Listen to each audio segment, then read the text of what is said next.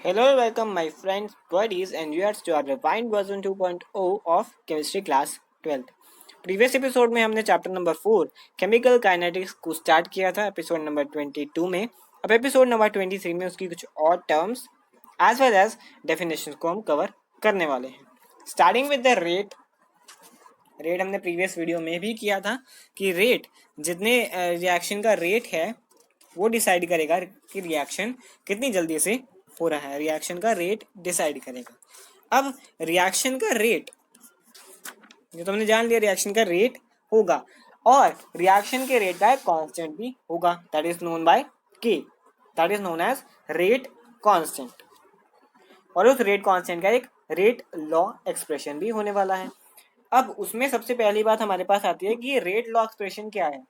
ये एक डिपेंडेंस है रिएक्शन रेट्स की उसकी कंसेंट्रेशन पर. मतलब जितनी ज्यादा कंसेंट्रेशन लेंगे उतना रिएक्शन कैसा बिहेव करेगा. जब भी एक केमिकल रिएक्शन प्रोसीड करता है आगे की तरफ तो रिएक्टेंट्स होते हैं वो कन्वर्ट होते हैं प्रोडक्ट्स में. As a result concentration reactant की डिक्रीज होती है जबकि प्रोडक्ट की इंक्रीज होती है. जनरल बिहेवियर में कंसंट्रेशन रिएक्टेंट्स की ऐसी ही होती है.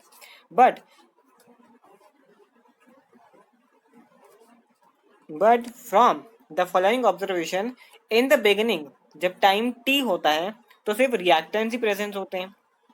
तब कंसंट्रेशन प्रोडक्ट का जीरो होता है.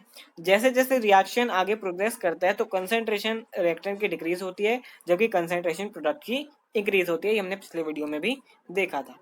Change in concentration of the various species. काफी स्पीशीज जो ऐसी हैं जिनकी रैपिडली कंसंट्रेशन में चेंज हो जाता है जबकि काफी ऐसी हैं जो बिगिनिंग में स्लो होती हैं या बिगिनिंग में तेज होती हैं वो बाद में स्लो हो जाती हैं फाइनल स्टेज तक आते आते हैं. और जो ऑब्जर्वेशन हमने की उससे ये कंक्लूड किया कि स्टार्ट जो रिएक्शन का है eight the start of reaction, ठीक है, eight the start of reaction क्या होने वाला है. रिएक्शन के स्टार्टिंग में हमारे पास सिर्फ और सिर्फ रिएक्टेंट्स होने वाले हैं. So at the start of reaction the rate of reaction is large क्योंकि रिएक्टेंट्स ज्यादा हैं तो रेट ऑफ रिएक्शन जल्दी होगा, लार्ज होगा, इनकी ज्यादा होगा. And it decrease with the passage of time. Time के साथ बीतते बीतते रेट ऑफ रिएक्शन भी कम होने लगा. यानी कि rate of reaction directly proportional है कंसेंट्रेशन की. जब बात गैस फेज की होगी तो increase in pressure of the reactant gas increase कर देगा उसका rate of reaction. Pressure increase करेंगे तो वो रेट ऑफ रिएक्शन को भी इंक्रीज करेगा. और जब इंक्रीज इन प्रेशर होगा तो जो number of molecules per unit volume है वो भी इंक्रीज होंगे. इसी वजह से रेट ऑफ रिएक्शन इंक्रीज होएगा. अब बात आती है लॉ ऑफ मास एक्शन की क्योंकि यहाँ पर रेट लॉ एक्सप्रेशन में mass action, law of mass action का रोल है. तो जो क्वालिटेटिव एनालिसिस है, क्वालिटेटिव रिलेशनशिप है between rate of reaction and the molar concentration of reacting species वो दिया था नॉर्वे केमिस्ट ने. नॉर्वे के केमिस्ट थे, नॉर्वेजियन केमिस्ट गुलबर्ग एंड वेग. 1867 में इन्होंने ये रिलेशन दिया था. अब ये रिलेशन कहता है, इसको हम मास एक्शन के नाम से जाते हैं. अब ये लॉ क्या कहता है कि अगर एक गिवन टेम्परेचर हमें दिया जाए तो उस पर रेट ऑफ केमिकल रिएक्शन जो है वो डायरेक्टली प्रोपोर्शन होगा जो प्रोडक्ट करेंगे अगर हम मोलर कंसेंट्रेशन का जितने उस प्रोडक्ट में बने हैं. सिंपली उनका कहने का मतलब ये था कि अगर हम एक रिएक्शन लें A प्लस B और उसका प्रोडक्ट बन रहा है 2AB, प्रोडक्ट बन रहा है उसका 2AB, तो अगर उसका रेट हमें निकालना है तो first of all we have to take the rate constant K and product करेंगे हम मोलर कंसेंट्रेशन, ये स्क्वायर ब्रैकेट में मोलर कंसेंट्रेशन है ऑफ A एंड B. जितनी में कंसेंट्रेशन दी हुई है उसको हम रेट कांस्टेंट से मल्टीप्लाई कर देंगे. That is known as the law of mass action. According to law of mass action जबकि A और B मोलर कंसेंट्रेशन है रिएक्टेंट्स की एक कांस्टेंट प्रोपोर्शनैलिटी है जिसको हम रेट कांस्टेंट कहेंगे और इस रेट कांस्टेंट को हम वेलोसिटी कांस्टेंट के नाम से भी जान सकते हैं.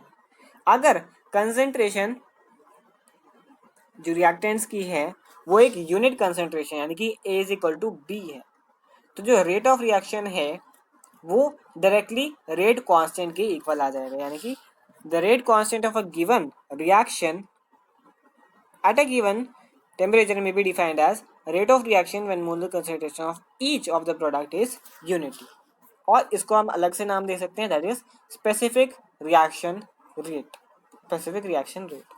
अब रेट कांस्टेंट की कुछ करेक्टरिस्टिक्स हैं, उसके बाद डिफरेंस है रिएक्शन ऑफ रेट में और रेट कांस्टेंट। यहाँ पर करेक्टरिस्टिक क्या कहती हैं? सबसे number 1 characteristic that rate constant is a measure, ये एक मीजर है रेट ऑफ रिएक्शन की। जितनी ज़्यादा ये वैल्यू होगी, इनकी लार्जर वैल्यू होगी, उतना ही रिएक्शन तेजी से होगा, जितनी कम ये वैल्यू होगी उतना स्लोली ये रिएक्शन प्रोसीड करेगा। अलग अलग रिएक्शन के लिए के की वैल्यू बदल सकती है। एक फिक्स टेम्परेचर के लिए जो के की वैल्यू है वो कांस्टेंट रहेगी, और यही इसकी कैरेक्टरिस्टिक है, ये टेम्परेचर के साथ चेंज करेगा। एक पर्टिकुलर रिएक्शन के लिए जो वैल्यू है रेट कांस्टेंट की वो इंडिपेंडेंट है कंसेंट्रेशन के, इंडिपेंडेंट ऑफ कंसेंट्रेशन, मतलब कंसेंट्रेशन पर के की वैल्यू नहीं डिपेंड करेगी, के अपने इंडिपेंडेंट वैल्यू पर चलेगा। अब बात करते हैं difference between rate of reaction and reaction rate constant. अब रेट ऑफ रिएक्शन क्या होता है? रेट ऑफ रिएक्शन तो स्पीड है, जिस स्पीड से रिएक्टेंट्स कन्वर्ट हो रहे हैं प्रोडक्ट में। ये मेजर करता है कि रेट ऑफ डिक्रीज ऑफ मतलब डिक्रीज हो रही है कंसेंट्रेशन में रिएक्टेंट की, और वहां से डिक्रीज हो रही है और प्रोडक्ट की इंक्रीज हो रही है, प्रोडक्ट की कंसेंट्रेशन इंक्रीज एंड रिएक्टेंट की concentration decrease, as well as when the product are made, product जब बन रहे हैं, जब प्रोडक्ट रिएक्टेंट से प्रोडक्ट में कन्वर्ट हो रहा है तो रिएक्टेंट की कंसेंट्रेशन डिक्रीज होगी, प्रोडक्ट की कंसेंट्रेशन इंक्रीज होगी। रेट ऑफ रिएक्शन डिपेंड करता है इनिशियल कंसेंट्रेशन पे जो कि रिएक्टेंट की है, ठीक है, और इसकी यूनिट्स होंगे दैट इज मोल पर लीटर और पर टाइम। टाइम हम सेकेंड्स में भी ले सकते हैं, टाइम हम सेकेंड्स में भी ले सकते हैं, इसमें कोई बड़ी बात नहीं है, टाइम हम सेकेंड्स में ले के तो सेकेंड्स में आ जाएगा। अब बात करते हैं reaction of rate. Reaction of rate के बाद अब रिएक्शन रेट कांस्टेंट है। अब ये प्रोपोर्शनलिटी कांस्टेंट है, ये कोई मीजर तो है नहीं, ये कांस्टेंट वैल्यू है, रेट लॉ में जो यूज होती है, और इसको अगर डिफाइन किया जाए तो ये रेट ऑफ रिएक्शन है जब कंसेंट्रेशन रिएक्टेंट्स की यूनिटी यानी कि 1:1 कंसेंट्रेशन हो। ये इंडिपेंडेंट है इनिशियल कंसेंट्रेशन ऑफ रिएक्शन के, और इसके यूनिट्स डिपेंड करते हैं रिएक्शन का ऑर्डर क्या है, ऑर्डर हम आगे जानने वाले हैं। Thus, the K concentration of A into concentration of B, that is known as rate law or rate equation. K product of concentration of A and concentration of B.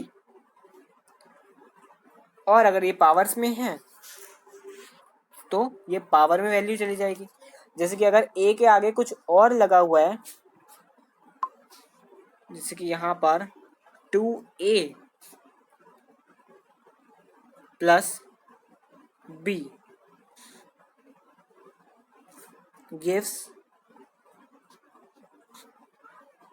2AB, तो यहाँ पे 2B लगाना पड़ेगा। तो ये जो powers हैं, मतलब ये जो आगे यहाँ पर इक्वेशन के आगे हमारे वर्बल्स लगे हुए हैं, इक्वेशन के आगे कांस्टेंट जो लगे हुए कांस्टेंट वैल्यूज न्यूमेरिक वैल्यूज हैं, तो ये पावर में चली जाएंगी, कंसंट्रेशन की ये पावर में चली जाएंगी, ठीक है।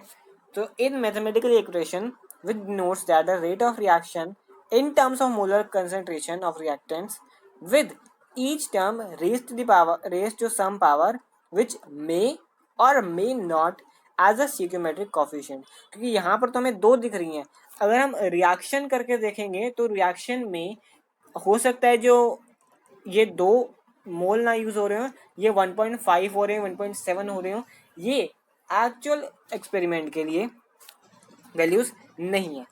Observed values may be different, but this value can be taken as a raised to the power, अगर मेरे क्वेश्चन में दिया हुआ है, but अगर एक्सपेरिमेंटल वैल्यूज हमें दी हुई है 1.7 तो हम उसी को रखने वाले।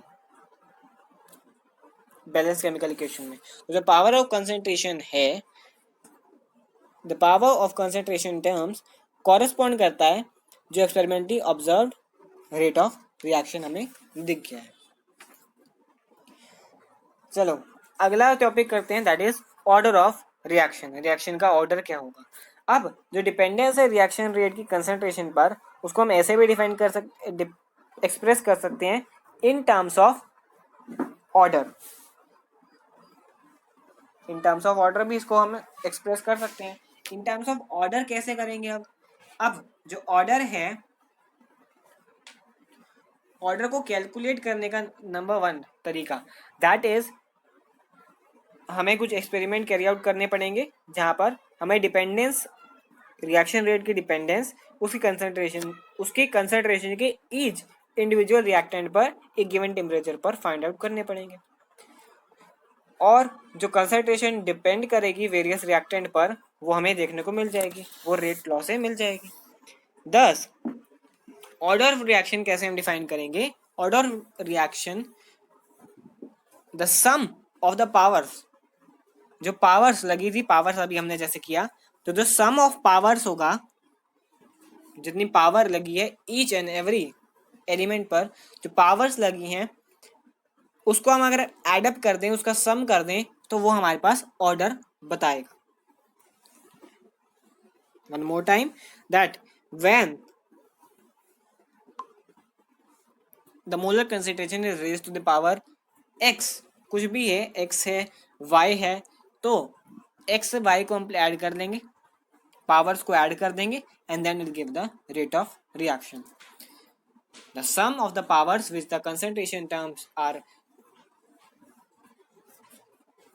are raised to in the rate law expression to express the observed rate of reaction. The power of concentration of a particular reactant is the rate law called the order of reaction. अब जैसे कि A यहाँ पर 2A है, तो 2A, A की power, A की concentration पर 2 लग जाएगा, यानी कि A raise to the power, A की concentration raise to the power 2। और B का भी यही है, तो 2 + 2 दैट इज 4। जैसे 4 किसी का रिएक्शन ऑर्डर होता नहीं है, order of reaction third order तक ही डिफाइन किए गए हैं, और फ्रैक्शन में भी इसकी पावर आ सकती है, फ्रैक्शन में इसकी पावर आ सकती है। अब starting with the zero order, starting with the orders. अब ऑर्डर्स 4 तरीके के होते हैं यहाँ पर, zero order, first order, second order and third order. Zero से थर्ड ऑर्डर के बीच में होते हैं। तो अब starting with the zero order, zero order में अगर जो रिएक्शन है उसका ऑर्डर या उसकी जो कंसंट्रेशन है वो रेज़ टू द पावर 0 हो सकती है, या फिर जो रिएक्शन है वो पूरा का पूरा कैटालिस्ट के सरफेस पर होगा, कैटालिस्ट के सरफेस पर होगा। तो अगर कैटालिस्ट के सरफेस पर हो रहा है तो रिएक्टेंट का कुछ यूज ही नहीं हो रहा, और रिएक्टेंट का अगर यूज नहीं हो रहा वहां पर, then it will simply called as zero order reaction. इसको हम सिंपली भी लिख सकते हैं।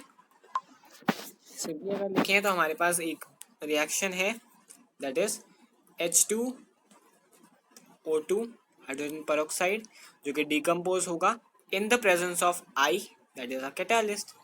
ठीक है, तो ये डिकम्पोज होगा H2O में, और साथ में बनेगा +½ O2।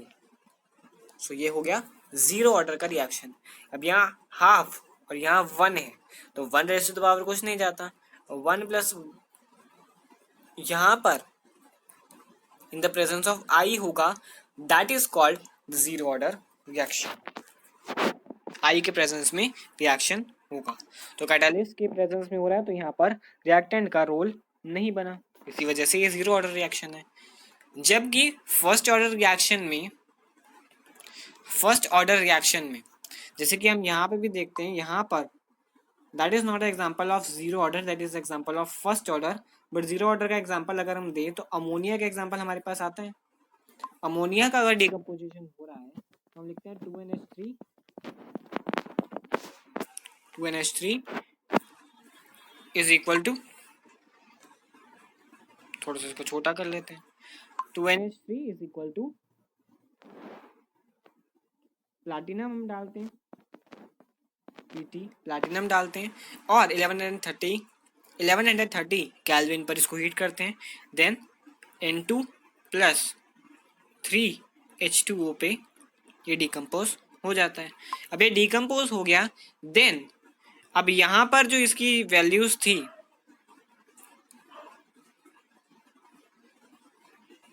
वो वैल्यूज इंडिपेंडेंट है रेट ऑफ रिएक्शन के लिए, मतलब ये रेट ऑफ रिएक्शन पर डिपेंड नहीं करती। और ऐसा ऑब्जर्व किया गया जो रेट ऑफ रिएक्शन है वो इंडिपेंडेंट है in the concentration of ammonia. Ammonia concentration पर रेट ऑफ रिएक्शन डिपेंड नहीं करेगा। रेट ऑफ रिएक्शन या ऑर्डर ऑफ रिएक्शन यहाँ पर 0 होगा, बिकॉज प्लैटिनम के सरफेस पर ये सारा रिएक्शन हुआ है and the reaction, zero order reaction, are already known as in which the rate of reaction is independent of concentration, concentration पर डिपेंड नहीं करेगा। डिकम्पोजिशन अमोनिया होगा। अब यहाँ प्लैटिनम लिया है, गोल्ड भी ले सकते हैं, तो उसके सरफेस पर भी ये हो जाएगा। ठीक है, जो मेटल है वो कैटालिस्ट की तरह एक रिएक्ट कर रहा है और कैटालिस्ट की सरफेस पर अगर ये रिएक्शन हुआ है तो यहाँ पर रेट ऑफ रिएक्शन डिफाइन नहीं किया जा सकता। रेट 0 है, यानी कि रेट कांस्टेंट के इक्वल है और ऑर्डर इसका 0 है। फर्स्ट ऑर्डर के लिए हमारे पास सबसे पहला एग्जांपल आता है, ये जो पिछले वाला एग्जांपल दिया हाइड्रोजन पेरोक्साइड में। यहाँ पर हाइड्रोजन की पावर है 1, यानी कि हाइड्रोजन के साथ कोफिशिएंट लगा है 1 और O2 के साथ कोफिशिएंट लगा था हाफ। सो ये पावर में जाएंगे, यानी कि हाफ पावर प्लस 1, तो 1 plus 1/2 that is 1 plus 1/2 that is 1.5। तो ये फ्रैक्शनल ऑर्डर का हमारे पास एक फ्रैक्शनल ऑर्डर का रिएक्शन आ जाता है। जबकि फर्स्ट ऑर्डर के लिए हम NH4N2O को भी डिफाइन कर सकते हैं, वो भी लिख लेते हैं यहाँ पर NH4NO2। इसके लिए हमारे पास जो डिकम्पोजिशन होगा वो होगा N2 प्लस में 2H2O। ठीक है, सो हम कंसंट्रेशन लेंगे इसकी और कंसंट्रेशन लेंगे उसकी, तो that is called the first order reaction. First order reaction, क्योंकि यहाँ पर जो हमारे पास आएगी power, another example we can take,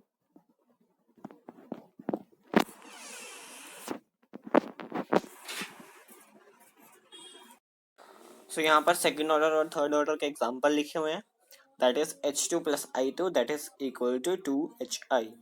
so यहाँ पर जो रेज टू द पावर है वो 2 होगी, यानी कि जो कंसंट्रेशन है HI की अगर हम लिखते हैं तो यहाँ पर रेज टू पावर 2 होगी अगर हम प्रोडक्ट की पावर रखते हैं। बट अगर रिएक्टेंट की पावर रखते हैं तो हमारे पास आएगा रेट कांस्टेंट इनटू में कंसंट्रेशन ऑफ H2 जिसकी पावर है 1 और कंसंट्रेशन ऑफ I2 जिसकी पावर है 1। सो 1 प्लस 1 इज इक्वल टू 2। तो ये सेकंड ऑर्डर का हमारे पास रिएक्शन हो जाता है। थर्ड ऑर्डर में हमारे पास जो रिएक्शन आएगा that is 2NO2 plus Cl। सो यहाँ पर जो कंसंट्रेशन होगी वो यहाँ पर रेज़ टू द पावर 2 जाएगी और Cl के कोफिशिएंट है 1, तो 2 और 1 रेज़ टू द पावर 2 और 1 चले गई, 2 और 1 को हम ऐड करेंगे that gives us the third order reaction. अब आते हैं units of reaction rate constant. Reaction rate के जो कांस्टेंट होते हैं दैट इज के, और के हमारे पास 4 टाइप के यूनिट्स होते हैं। ऑर्डर के ऊपर ये डिपेंड करते हैं कि अगर हमें इस यूनिट दिया हुआ है तो ये इस ऑर्डर का होगा, इस स्पेसिफिक ऑर्डर का होगा। सो उसको हम जान लेते हैं। हमारे पास जो 0 ऑर्डर के रिएक्शन होते हैं first of all that is rate. पहली बात 0 ऑर्डर के रिएक्शन है ये, ठीक है। तो रेट इज इक्वल टू क्या होता है, जो हमारे पास कंसंट्रेशन है, रेट में हमारे पास क्या होता है कि रेट ऑफ रिएक्शन क्या है, दैट इज के, अगर हम एक सिंगल कोफिशिएंट मान रहे हैं ए पर यूनिट टाइम, ठीक है, पर यूनिट टाइम।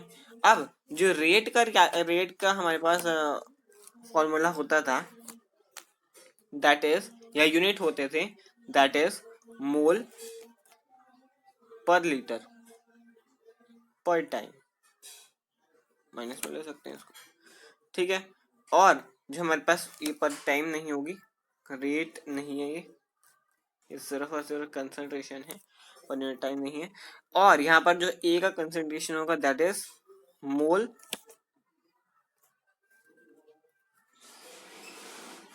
ए का जो हमारे पास कंसंट्रेशन होगा दैट इज मोल पर लीटर, क्योंकि मोलर कंसंट्रेशन है तो मोल पर लीटर, तो मोल पर लीटर से मोल पर लीटर यहाँ पर कैंसिल हो जाएगा, and that gives us the reaction rate for. But अगर जीरो ऑर्डर का रिएक्शन है, यानी कि इसकी पावर है जीरो, इसकी पावर है जीरो, क्योंकि इसके साथ कोई कॉफिशिएंट नहीं है, जीरो ऑर्डर का, मतलब इसके कंसंट्रेशन का कोई असर रिएक्शन के रेट पर नहीं पड़ने वाला। So that is equal to K into 1, and K जो यूनिट्स हैं वो डायरेक्टली मोल पर लीटर पर सेकेंड हो जाने वाले हैं।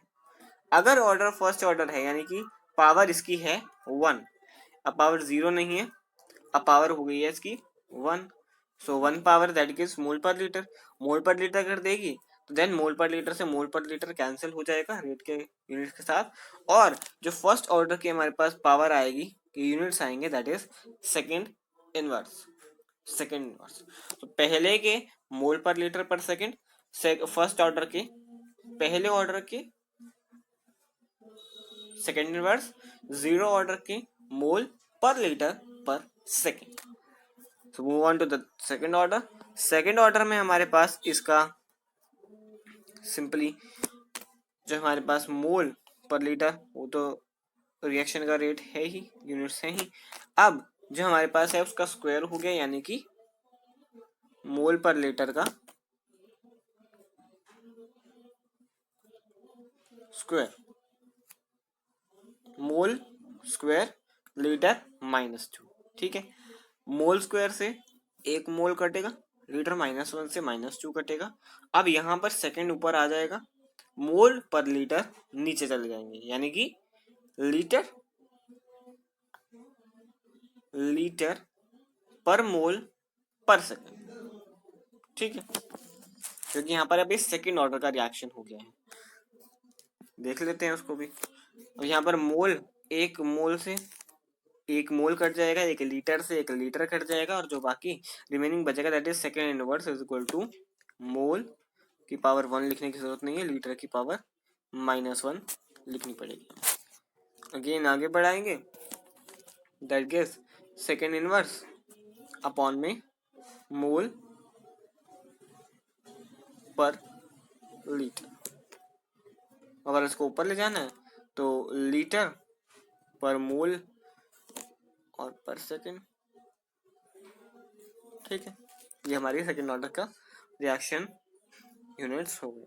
थर्ड ऑर्डर की बात करें तो यहाँ पर मोल पर लीटर फिर से कांस्टेंट रहेगा, मोल पर लीटर पर सेकेंड ये कांस्टेंट रहेगा, जबकि यहाँ पर कंसेंट्रेशन मोल पर लीटर का क्यूब हो जाएगा। अब क्यूब हो जाएगा तो क्यूब से एक एक कैंसिल होंगी, तो यहाँ पर अगेन जो हमारे पास बचने वाला है that is second inverse upon में मोल पर लीटर का स्क्वायर, मोल पर लीटर का स्क्वायर बचने वाला है। तो क्या आएगा यहाँ पर, अगर इसको ऊपर ले जाएं दैट इज मोल की पावर -2, लीटर की power -2, litre -2, mole -2 and second -1, that's it. तो ये हमारे यूनिट्स हो जाते हैं। अब अगला जो टॉपिक हमारे पास आता है दैट इज मॉलिक्यूलरिटी। अब ये मॉलिक्यूलरिटी सेम ही है जैसे कि ऑर्डर है, but that gives a little bit difference in the statement, so उसको हम देख लेते हैं।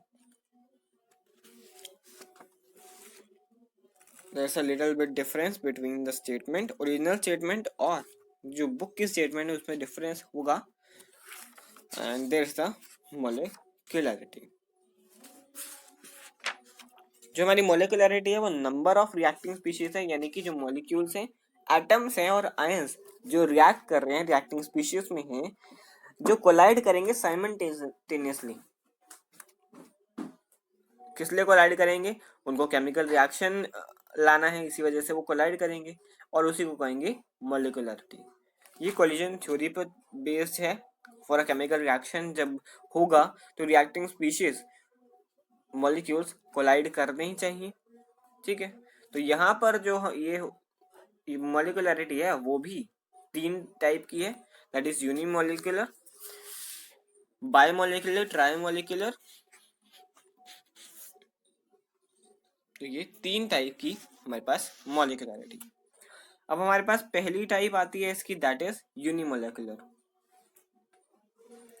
यूनिमोलिकुलर में हमारे पास एक रिएक्शन है, हाइड्रोजन पेरोक्साइड का रिएक्शन है, decomposition of hydrogen peroxide, that is H2 plus half O2, H2O plus half O2।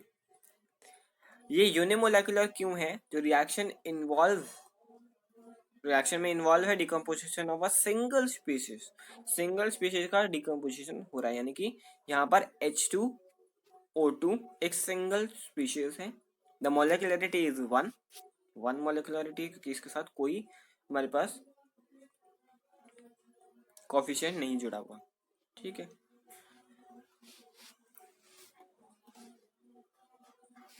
Coefficient नहीं जुड़ा हुआ और ये रिएक्टिंग स्पीशीज भी एक ही है जो डिकम्पोज हो रही है, सिंगल स्पीशीज है। अब बढ़ते हैं आगे, जहां पर आती है हमारी बायोमोलिकुलर। बायोमोलिकुलर में अगेन वो एग्जांपल आएगा 2HI का डिकम्पोजिशन हो रहा है H2 में प्लस I2 में। तो जो हमारे पास रिएक्टेंट है that is 2HI, twice HI, 2 लग गया तो दैट इज बाईमोलिकुलर। ट्राइमोलिकुलर में हमारे पास जो एग्जांपल आता है that is NO 2NO plus O2, that gives 2NO2 plus simple 2NO2 देगा, तो ऐड अप हो गए। अब यहाँ पर जो रिएक्शन रेट इन्वॉल्व कर रहा है या जो हमारे कोफिशिएंट्स इन्वॉल्व हो रहे हैं जिसकी वजह से हमें मोलिकुलरिटी मिलेगी दैट इज 2 and 1। ठीक है, 2 और 1 को मिलाकर 3 बनेगा, that is try molecular. Similar way में समझ सकते हैं कि रिएक्शन जिसमें कोलिजन होता है और 4 एंड मोर मॉलिक्यूलर, तो उसको भी हम पॉलीमोलिकुलर लिख पाएंगे। अब ये ऑब्जर्व किया गया तो रिएक्शन है जिसमें 3 मॉलिक्यूल्स का कॉम्बिनेशन हो रहा है, वो अनकॉमन है बिकॉज उस रिएक्शन में साइमल्टेनियस कोलिजन 3 और मोर देन 3 पार्टिकल्स की हो रही है, यानी कि साइमल्टेनियस कोलाइज कर रहे हैं 3 मॉलिक्यूल, यानी कि साइमल्टेनियसली एक पार्टिकल है वो 3 या 3 से ज्यादा पे कोलाइड कर रहा है, और जो अदर 2 मॉलिक्यूल्स है वो सेम टाइम में किसी प्रोसेस में इन्वॉल्व है। ठीक है, तो जो चांसेस हैं एकरेंस के वो कोलिजन के वो वेरी स्मॉल है, इसी वजह से हम कह सकते हैं जो रिएक्शन है जिसमें 3 या 3 से ज्यादा पार्टिकल्स हो रहे हैं कोलाइड, वो स्लो होने वाला है, स्लोली प्रोसीड करने वाला है। On the basis we can say the reaction would be slow. मतलब रिएक्शन में जहाँ से 3 या 3 से ज्यादा मॉलिक्यूल होंगे वो 3 से कम जो मॉलिक्यूल्स होंगे वो ज्यादा अच्छे से मूव करेंगे।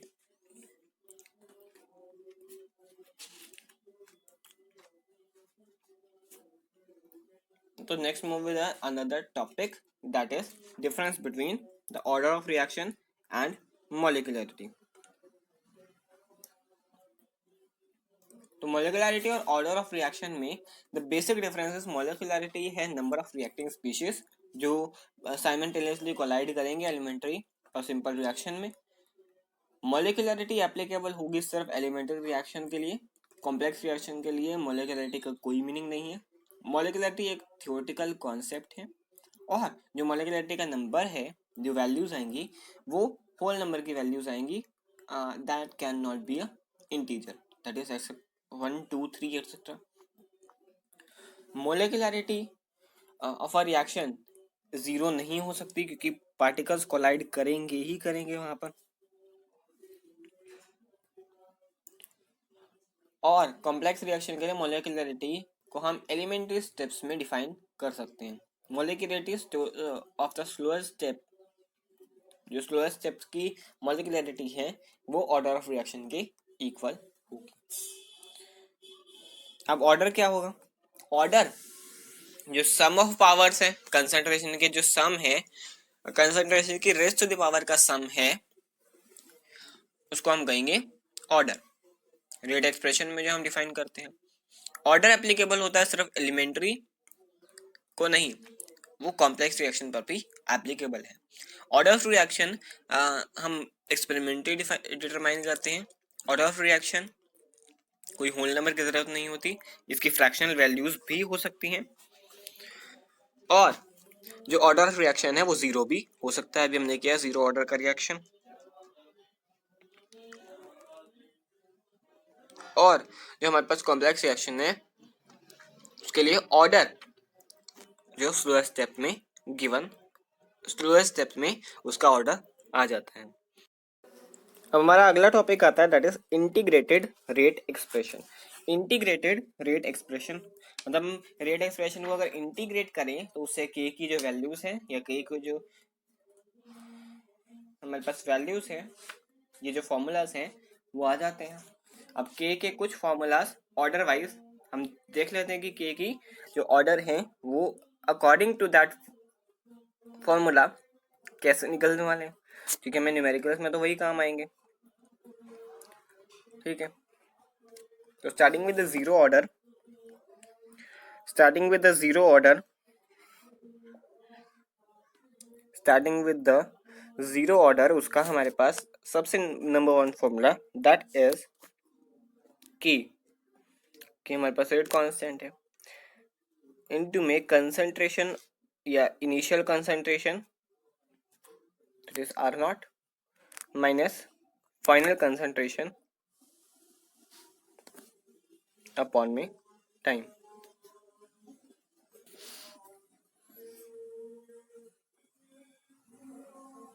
अपॉन में time.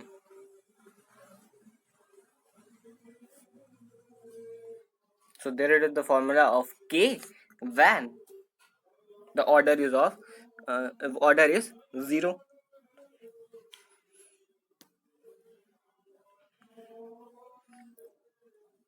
Order is zero. R naught minus R, तो जीरो ऑर्डर का रिएक्शन हो गया। अब अगर बात करते हैं फर्स्ट ऑर्डर की, फर्स्ट ऑर्डर के लिए रेट जो है वो रिएक्टेंट जो प्रोडक्ट में कन्वर्ट हो रहे हैं वो फर्स्ट ऑर्डर में हो रहे हैं, यानी कि जो हमारे पास के की वैल्यूज हैं वो कुछ इस तरीके से आएंगी। के इज इक्वल टू 2.303 अपॉन में T log concentration of reactant initial upon में concentration of R final, that is final concentration of the element or initial concentration of element, final concentration of element and initial concentration of element. तो ये दोनों हमारे पास अगर होंगी तो हमारे पास simply इसका डिवीजन करके हमें लॉग निकाल देना है, और जो 2.33 अपॉन में जो टाइम दिया होगा, ये सेकेंड्स में दिया है, ये मिनट्स में दिया है, उससे हमें डिवाइड कर देना होगा, तो हमें के की सिंप्लीफाइड वैल्यू मिल जाएगी।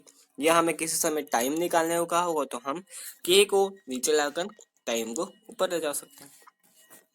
सो हमारे पास बेसिकली जो ये इनिशियल है और ये फाइनल है ये दी होगी, ये इनिशियल है और ये फाइनल है, ये हमें दी होगी, और इससे हम अपने आगे का ऑपरेशन या जो अपने आगे का जो न्यूमेरिकल है वो कंप्लीट कर सकते हैं।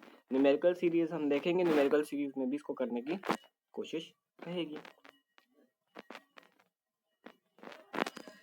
न्यूमेरिकल सीरीज में इसको करने की कोशिश रहेगी।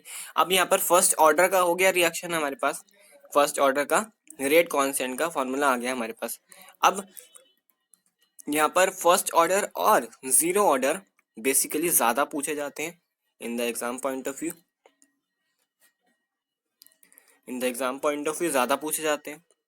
और वो ज्यादा इसलिए पूछे जाते हैं क्योंकि इनके फॉर्मूले काफी इजी हैं। बाकी सेकंड ऑर्डर और थर्ड ऑर्डर के भी पूछे जाते हैं, लेकिन वो बहुत रेयर में पूछे जाते हैं, because order of reaction basically जो होते हैं वो जीरो होते हैं या फर्स्ट होते हैं। ज्यादा ज्यादा जो एग्जाम्पल है जीरो या फर्स्ट के ही एग्जाम्पल होते हैं। सो ये पहला वाला formula that is K is equal to R not minus R, concentration दोनों की, अपॉन में टी, और k is equal to 2.303 upon में T log concentration of R naught initial and upon में कंसंट्रेशन ऑफ आर।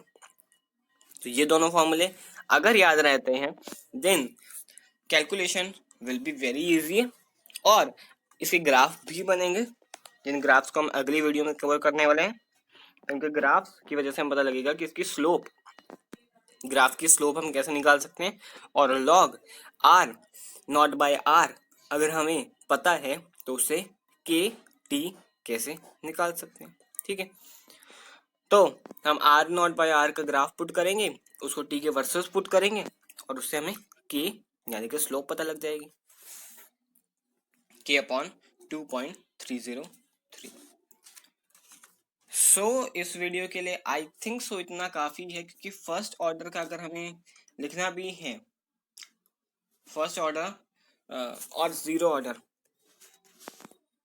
अगर हमारे pressure में भी आते हैं, देन प्रेशर में हमारे पास एक जरा सी चेंज होगा कि प्रेशर में हमारे जो टर्म्स हैं वो चेंज नहीं होगी। प्रेशर में जो प्रेशर की टर्म्स हैं वो रहेंगी, that K is equal to again rate constant, that is equal to rate constant is equal to again जो हमारे पास 2.303 है, अपॉन में अगेन T है, अगेन लॉग है, यहाँ पर अगेन कंसंट्रेशन इनिशियल प्रेशर की है, और अपॉन में जो हमारे पास प्रेशर होगा इनिशियल प्रेशर उसको हम कर देंगे 2 से मल्टीप्लाई, माइनस कर देंगे P फाइनल से। तो ये हमारे पास that is a minor change between the pressure terms, minor change between the pressure terms of the reaction as well as the reactant and the product। वहां पर हमारे पास रिएक्टेंट की थी, वहां पर रिएक्टेंट का कंसंट्रेशन था, यहाँ पर रिएक्टेंट के प्रोडक्ट का कंसंट्रेशन है। तो प्रोडक्ट का कंसंट्रेशन यानी कि टू इनिशियल प्रोडक्ट का कंसंट्रेशन माइनस फाइनल प्रोडक्ट का कंसंट्रेशन, तो that is minus final reactant का प्रेशर और प्रोडक्ट। यहाँ पर प्रोडक्ट का इनिशियल प्रेशर का कंसंट्रेशन और इनिशियल प्रेशर को ट्वाइस करके माइनस फाइनल प्रेशर का concentration, that is equal to rate constant अगर हमें प्रेशर की टर्म्स में निकालना है तो। और प्रेशर की टर्म्स में अगेन आगे एटीएम लग जाएगा, क्योंकि प्रेशर की यूनिट्स ऐसा यूनिट्स एटीएम होते हैं। तो एटीएम लगा के बाकी मोल पर लीटर की जगह अब एटीएम लगेगा, क्योंकि ये मोलर कंसंट्रेशन नहीं है, अब ये मोलर कंसंट्रेशन को बदलकर हमने प्रेशर ले आए हैं। तो प्रेशर की यूनिट्स ऐसा units that is ATM, pressure की यूनिट्स एटीएम होती है। So in between our next topic is half life period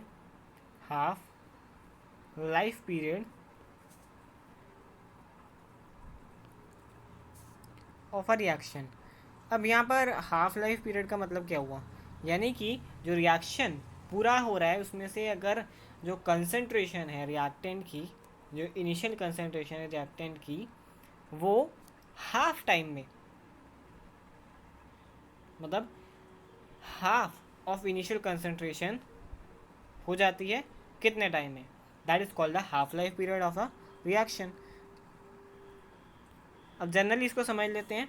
half life period of a reaction is defined as the time during which the concentration of reactant is reduced to half of its initial concentration. मतलब जितनी उसकी initial concentration थी वो कितने time में आधी हो रही है, हाफ हो रही है, उस टाइम को कहेंगे half life period of a reaction. अब ये भी दो तरीके से डिफाइन होता है यहाँ पर, क्योंकि यहाँ पर ज़ीरो और फर्स्ट ऑर्डर ही हमारे लिए मेन ऑर्डर हैं। तो फॉर ज़ीरो ऑर्डर अगर एक ए है वो प्रोडक्ट बन रहा है, ए एलिमेंट से प्रोडक्ट बन रहे हैं, तो उसका रेट कांस्टेंट इस तरह दिया जाता है, that is concentration of A naught, that is initial concentration, minus final concentration upon में टाइम t। ठीक है, अब जो हमारी फाइनल कंसंट्रेशन है वो रिड्यूस टू हाफ हो रही है, यानी कि जो A है वो आफ्टर द रिएक्शन ये जो हाफ टाइम में उसकी कंसंट्रेशन बाय 2 हो रही है, यानी कि हाफ हो रही है। तो यही हम पुट कर देंगे इस फॉर्मूले में, और and the formula will look like this, that K is equal to concentration of initial concentration minus initial concentration by 2 upon में T।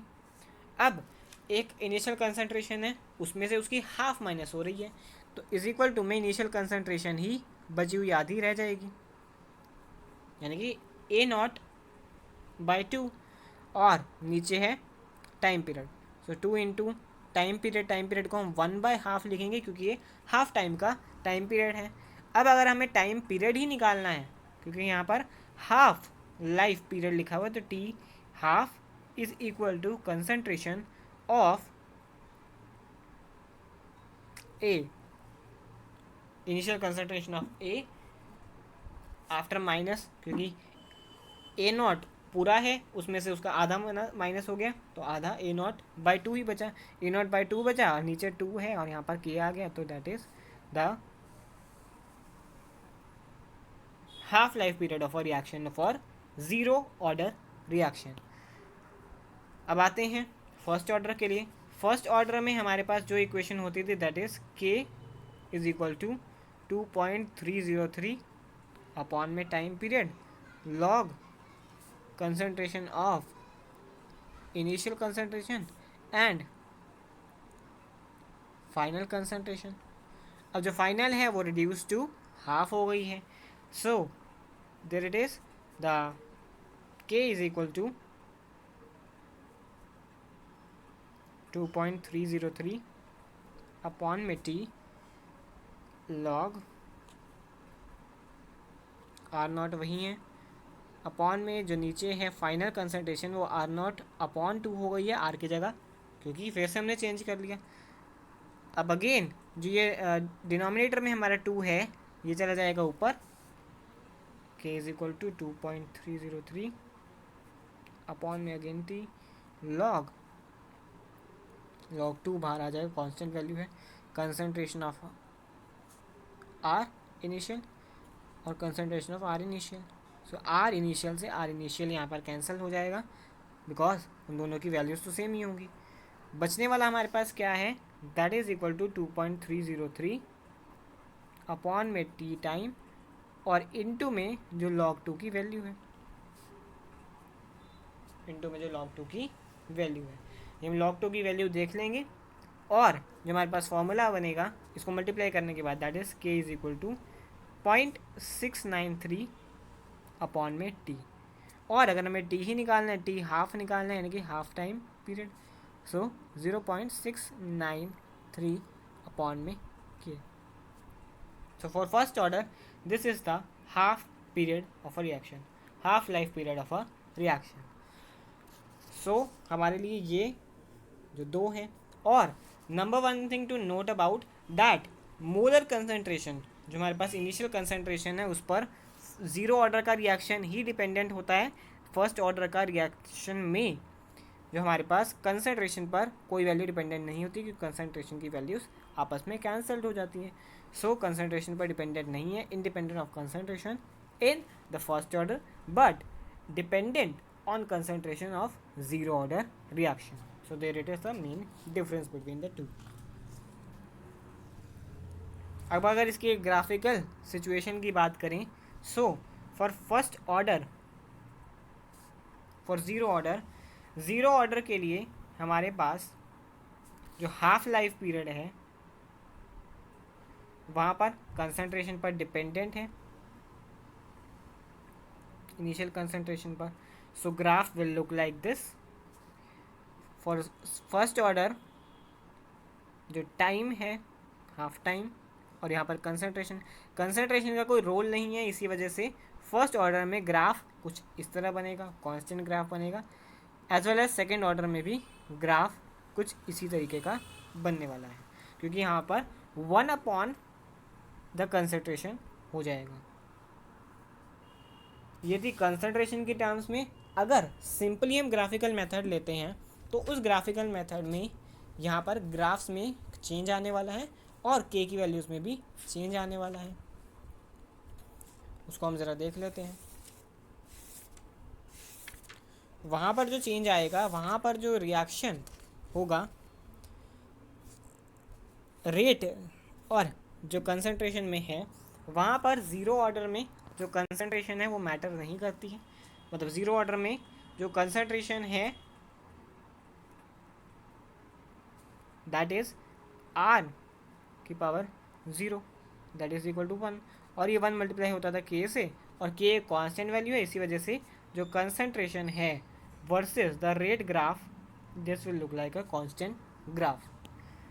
फॉर फर्स्ट ऑर्डर क्योंकि वहाँ पर डिपेंडेंट हो गई है, अब कंसंट्रेशन की वैल्यू 1 आती है, यानी कि के इंटू कंसंट्रेशन 1. सो यहाँ पर ग्राफ कुछ ऐसा बनने वाला है.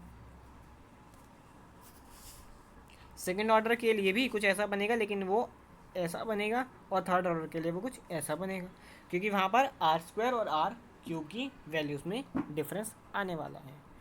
So that's all for the video.